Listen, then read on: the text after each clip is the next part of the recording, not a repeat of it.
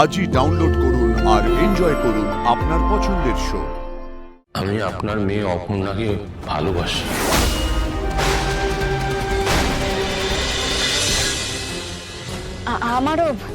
আমারও ডাক্তারবাবুকে অপর্ণার জন্য পছন্দ দিচ্ছে। ও তো এখন আপনাদের জামাই, তাহলে ডাক্তার ডাক্তার বলছেন কেন? নাম শুনে রাখবেন তো। ভগবান ঠিক সময় মতোই দুজনের দেখা করিয়ে দিয়েছে।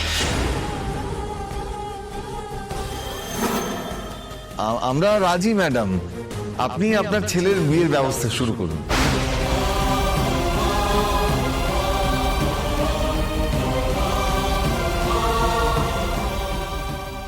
বলছি মিস বসু একদম চুপচাপ, কিছুই বলছেন না। ওর আমাকে পছন্দ কিনা সেটা তো না না, ও আমাদের পছন্দই ওর পছন্দ।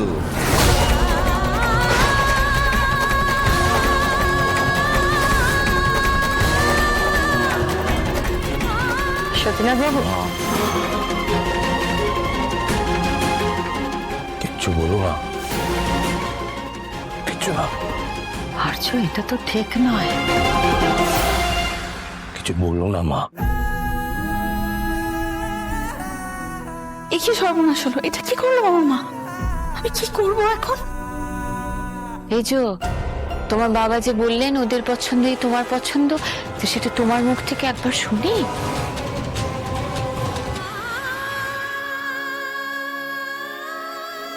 কি হলো অপর্ণা?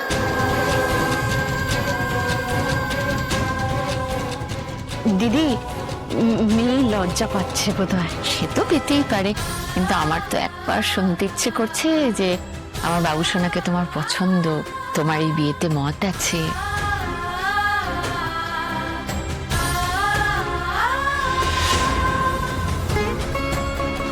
আর্যদা, আপনি বলে দিন বিয়েটা আপনি অপর্ণাকেই করতে চান।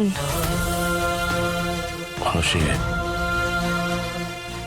আর্য নিজে মুখ ফুটে এদের কথার মাঝখানে না কিছু বলবে আর না আমাকে বলতে দেবে। বলতে পারে শুধু অপর্ণা। বলে দাও অপর্ণা, তোমার মনের কথাটা সবাইকে বলো, তারপর বাকিটা আমি বুঝে নেব। ওর কাছে ওর বাবার কথাই সব। বলবো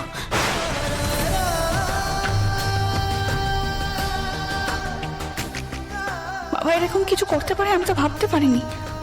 আমি কি করবো আমি বুঝতে পারছি না। আপনি তো বুঝতে পারছেন আমার অবস্থা। সব সময় বিপদ থেকে আপনি আমাকে উদ্ধার করেছেন।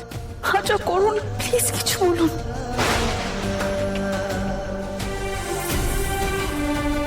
আর্য, অপর্ণার কাছে কিন্তু এটা একটা বড় ধাক্কা। ও নিজে কিচ্ছু বলতে পারছে না। হয় তুমি বলো, না হলে আমাকে বলতে দাও। আমি একটু ইম্পালসিভ হয়েই সতীনাথ বাবুকে আর্য আর অপর্ণার ছবি দেখিয়েছিলাম, কিন্তু সেটা তো ভালোই কাজ হয়েছে।